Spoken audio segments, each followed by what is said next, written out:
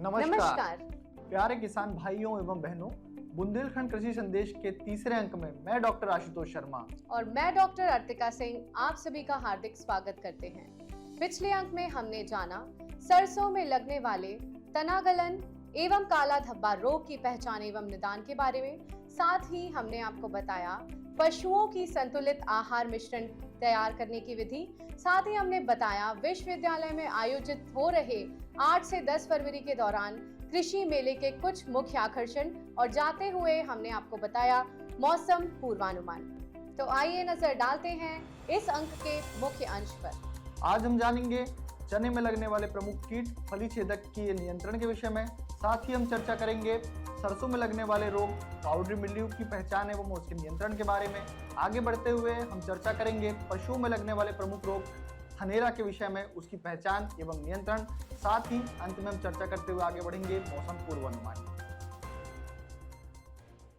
किसान भाइयों, अगर हम बात करें चने की फसल की, तो अब यह फसल 60 दिन से ज्यादा की हो गई है और अब इस अवस्था में चने में लगने वाले फली छेदक कीट का प्रकोप की वजह से किसान भाइयों को 30 से 35% की उत्पादकता में कमी दिख सकती है। और इसी के पहचान एवं नियंत्रण हेतु हमारे साथ आज मौजूद हैं डॉक्टर योगेंद्र मिश्रा जी। तो आइए जानते हैं डॉक्टर योगेंद्र मिश्रा जी से कि कैसे इस कीट की पहचान एवं नियंत्रण करें। नमस्कार किसान भाइयों, आज हम बात करेंगे चने में लगने वाले फली छेदक कीट के बारे में। यह कीट चने की बुआई के लगभग 30 से 35 दिन बाद लगना शुरू हो जाता है। यह कीट चने की पत्तियां, फूल और फली में लगता है।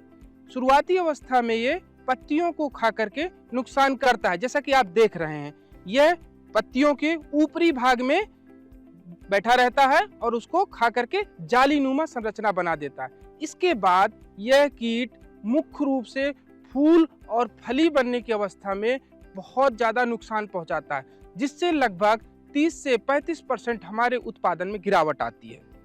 इस कीट के नियंत्रण के लिए इमामेक्टिन बेंजोएट 5 ग्राम प्रति 15 लीटर या बुवेरिया बेसियाना 30 ml प्रति 15 लीटर या 75 ml नीम ऑयल प्रति 15 लीटर पानी में मिला के छिड़काव करें।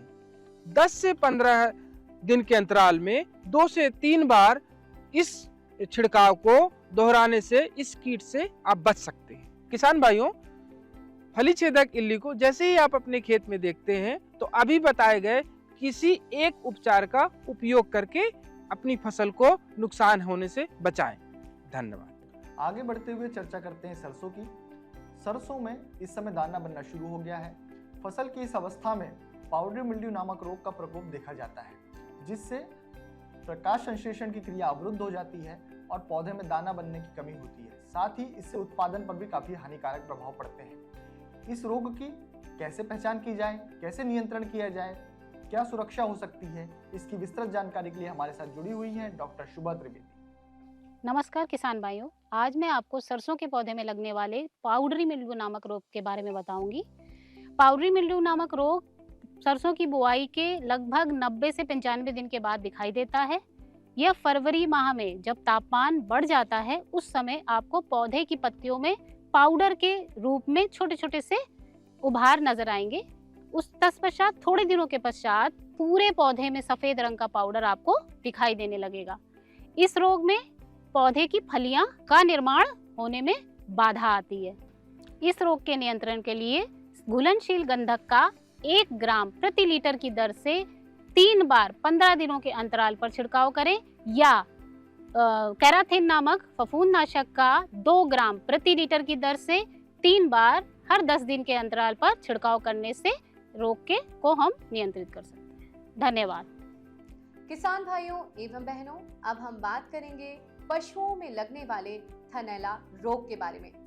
थनैला रोग मुख्यतः दुधारू पशुओं में लगने वाला एक रोग है और अगर इसका प्रवेश उच्च चरण में हो जाता है तो इसकी रोकथाम करना बहुत ही मुश्किल है और इसीलिए बहुत जरूरी है कि हमारे किसान भाई इसको सही समय पर पहचान कर इसका नियंत्रण करें।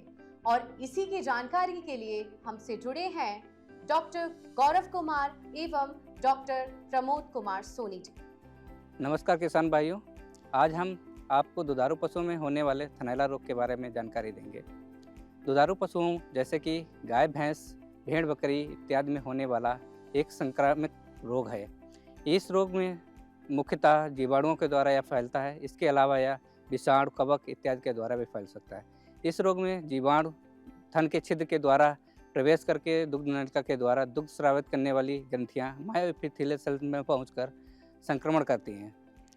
संक्रमण के फलस्वरूप जिस थन में थनैला रोग होता है वो अन्य थनों की अपेक्षा आकार में बड़ा और छूने में सख्त और गर्म महसूस होता है। इसमें क्या होता है कि जो दूध निकालते हैं वो कि छिछड़ेदार या दूध का कलर पीला हो जाता है। कभी कभी थनों से रक्त भी आना शुरू हो जाता है, जिसके कारण दूध का कलर हल्का लाल रंग हो सकता है। दूध नमकीन, स्वाद में नमकीन हो जाता है। सो किसान भाइयों, अभी तक आपने यह जाना कि थनैला रोग कैसे जानवरों में फैलता है, दुधारू जानवरों में, और कैसे इसके क्या क्या सिम्टम होते हैं, इसके क्या क्या लक्षण होते हैं जिससे आप पहचान सकें। अब मैं आपको ये बताऊंगा कि कैसे इसको बचाव किया जा सके। कि जो थनैला रोग होता है, जो दुधारू जानवर होते हैं, जब भी हम किसान भाई ये एक गलती करते हैं कि जब भी हम दूध दुहते हैं तो दूध दुहने के बाद जानवर की एक आदत होती है कि वो ज़मीन पर बैठता है, फर्श पर बैठता है। लेकिन ये है कि जब दूध दुहते हैं, दूध दुहने के बाद कुछ समय तक जो दुग्ध नलिका होती है वो खुली रहती है। और ऐसे में अगर जानवर ज़मीन पर बैठ गया और वो साफ़ सुथरा नहीं है, साफ़ सफाई नहीं है, गीला है, तो जो जीवाणु हैं, कवक हैं, फंगस हैं, वो उस जो दुग्ध नलिका होती खुली हुई थी उससे उनका प्रवेश हो जाता है। तो इस तरह से जो इन्फेक्शन है, जो संक्रमण है, वो थनों में हो जाता है।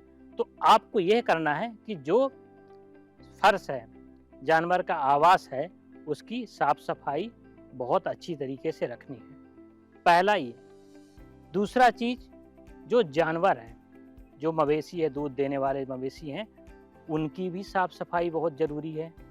दूध दुहने के पहले और दूध दुहने के बाद आप थनों को पोटेशियम परमैंगनेट से ज़रूर साफ करें, धोएं। उसके बाद एक सूखे कपड़े से आप उसको साफ करें, उसके बाद ही दूध दुहें। तीसरा आपको करना ये है कि जो दूध दुह रहा है ग्वाला, वो खुद भी अपनी साफ सफाई रखे।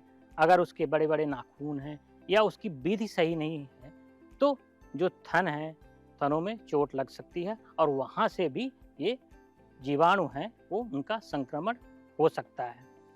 और कभी कभी ऐसा भी होता है कि जो बछड़े हैं, बछड़ियाँ हैं, उनसे भी जो थनों को चोट पहुँच सकती है। तो ये सब चीज़ें आपको क्या करना है, इन सब चीज़ों का अगर आप ध्यान रखेंगे तो निश्चित रूप से ये थनैला रोग है, ये इससे आप बचाव कर पाएंगे। और जैसा कि डॉक्टर साहब ने पहले बताया कि एक संक्रामक रोग है, एक जानवर से दूसरे जानवर में फैलता है। और ये जो बीमारी है यह आम है, लेकिन आपको यह ध्यान रखना है ये आम होते हुए भी अत्यधिक खतरनाक और संक्रामक बीमारी है। कि अगर थनैला रोग हो गया तो आपको करना क्या है। तो मैं आपको यह बताना चाहता हूँ कि शुरुआती जो लक्षण होते हैं, शुरुआत में इसका उपचार तो संभव है, लेकिन अगर संक्रमण बहुत अधिक फैल गया है तो इसका उपचार भी नहीं होता। तो जैसे ही आपको शुरुआती लक्षण दिखे, आप तुरंत ही अपने नज़दीकी जो पशु औषधालय है उनसे संपर्क करिए, डॉक्टर से संपर्क करिए और इसका इलाज शुरू करिए। तभी आपके जानवर जो है इस संक्रमण से मुक्ति पाएंगे, स्वस्थ रहेंगे। और अगर आपका एक पशु स्वस्थ है तो दूसरा पशु भी वो स्वस्थ रहेगा। धन्यवाद। जैसा कि बताया गया, थनैला रोग पशुओं की एक अत्यंत भयावह बीमारी है और एक बार इसकी उच्च श्रेणी में पहुंच जाने के बाद इसका रोग पाना लगभग नामुमकिन है। इसलिए किसान भाइयों से निवेदन है कि कोई भी घरेलू उपचार ना करें और नजदीकी पशु स्वास्थ्य केंद्र में जाकर इसका उपचार कराएं। साथ ही पशु चिकित्सक से मिलें और इसका नियंत्रण करें। तो आइए तीसरे अंक की समाप्ति से पहले जानते हैं मौसम पूर्वानुमान। बुंदेलखंड क्षेत्र की अगर हम बात करें तो अगले सप्ताह में न्यूनतम तापमान रहेगा 12 डिग्री सेल्सियस, जबकि अधिकतम तापमान रहेगा 26 से 27 डिग्री सेल्सियस। और अगर हम बात करें बारिश की तो बुंदेलखंड के कुछ क्षेत्रों में 12 फरवरी से लेकर 15 फरवरी तक बारिश होने की संभावना है और इसी को देखते हुए किसान भाई कृपया अपने कृषि कार्य करें। और अंत से पहले किसान भाइयों से एक बार पुनः निवेदन कि हमारे विश्वविद्यालय के YouTube चैनल को लाइक, सब्सक्राइब और शेयर करें, जिससे जब भी हम कोई नई वीडियो पोस्ट करें तो अधिक से अधिक संख्या में आप तक तत्काल पहुंचे। साथ ही डिस्क्रिप्शन बॉक्स में एक लिंक दी हुई है जो किसान वाणी ग्रुप के माध्यम से आप हमसे जुड़ सकते हैं और अपने प्रश्नों को पूछकर हमसे सही समय पर समाधान प्राप्त कर सकते हैं। आप सभी का बहुत बहुत धन्यवाद। धन्यवाद।